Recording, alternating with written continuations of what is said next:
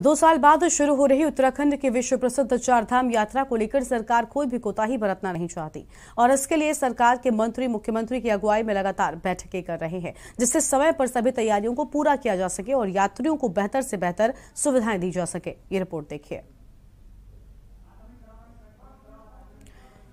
तो लगातार यहां पर बैठकें चल रही हैं ताकि चारधाम यात्रा को और बेहतर बनाया जा सके और लोगों को यहां पर अधिक से अधिक सुविधाएं दी जा सके, चाहे सड़क हो या फिर लोगों के पानी पीने की व्यवस्था हो, इन सभी को दुरुस्त किया जा रहा है। ये रिपोर्ट देख लेते हैं।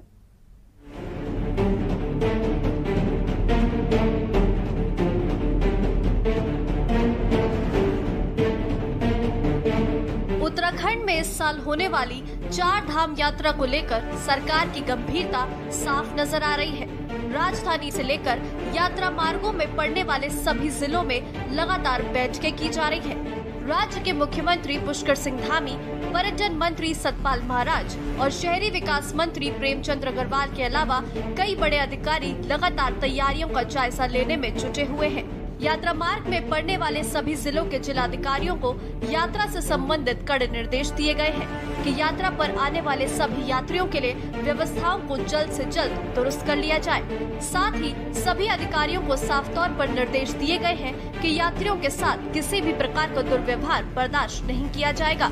इसके साथ ही यात्रा मार्ग में साफ सफाई को लेकर भी कड़े निर्देश दिए गए हैं। इस साल होने वाली इस यात्रा को देश के प्रधानमंत्री नरेंद्र मोदी भी लाए, जिसके लिए यात्रा मार्ग पर सीसीटीवी कैमरे लगाने की व्यवस्था की जा रही है। शहरी विकास मंत्री प्रेमचंद अग्रवाल ने इसे लेकर कहा कि उत्तराखंड का सौभाग्य है, प्रधानमंत्री नरेंद्र मोदी इस राज्य को इतनी तवज्जो दे रहे हैं। हमारी जो चारधाम यात्रा है और बिल्कुल हम अंतिम सोपान पे पहुंचे हैं कि जो यात्रा बहुत जल्दी प्रारंभ होने वाली है।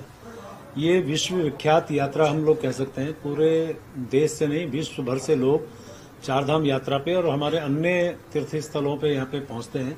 हरिद्वार, ऋषिकेश गंगा स्नान करने की बात हो या फिर आप बद्रीनाथ, केदारनाथ जी, गंगोत्री, यमुनोत्री, अन्य हमारे जितने भी तीर्थ स्थल है सब पे हमारे तमाम लोग आते हैं।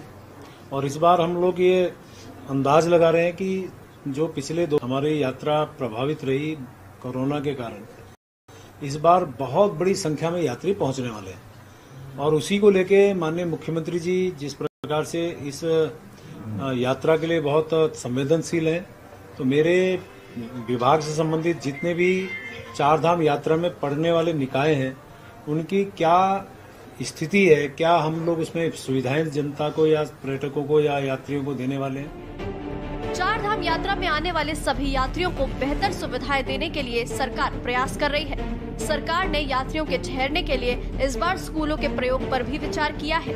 वैसे तो सरकार सभी तैयारियां कर ही रही है, लेकिन सरकार की इस तैयारी पर national highway authority of India ने थोड़ा अंकुश लगाने का काम किया है।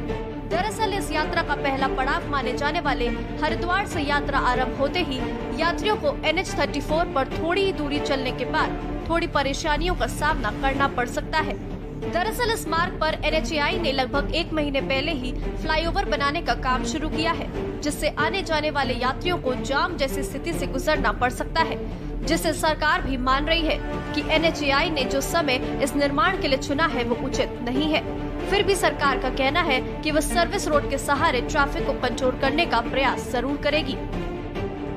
वो विषय भी था क्योंकि वो जगह जहाँ पे आप बता रहे हैं फ्लाईओवर के लिए खोद दिया गया है, आज की तारीख में यदि हम उसको खोद को बंद कराते हैं तो भी उस स्थिति में नहीं है, और यदि हम उसमें फ्लाईओवर बनाने की प्रक्रिया में बढ़ रहे हैं तो भी हमारे हितकर है। लेकिन मुझे ऐसा लगता है ये उपयुक्त टाइम नहीं था, क्योंकि चारधाम यात्रा संपन्न होने के बाद भी कर सकते थे, लेकिन चूंकि वो इतने आगे बढ़ चुके हैं तो अब हमारा ये मानना है कि उनका भी काम चले और हमारा स्मूथली यातायात चले। चारधाम यात्रा की तैयारियों को लेकर सरकार ने अपनी पूरी ताकत झोंक दी है। सभी तैयारियां अपने अंतिम चरण में है, लेकिन NHAI ने हरिद्वार से ऋषिकेश नेशनल हाईवे 34 यात्रा के दिनों में निर्माण कार्य शुरू करके सरकार के काम को थोड़ा कठिन बना दिया है। बावजूद इसके सरकार को पूरा भरोसा है कि इस यात्रा में किसी भी यात्री को असुविधा नहीं होगी। देहरादून से आशु शर्मा के साथ अभिषेक।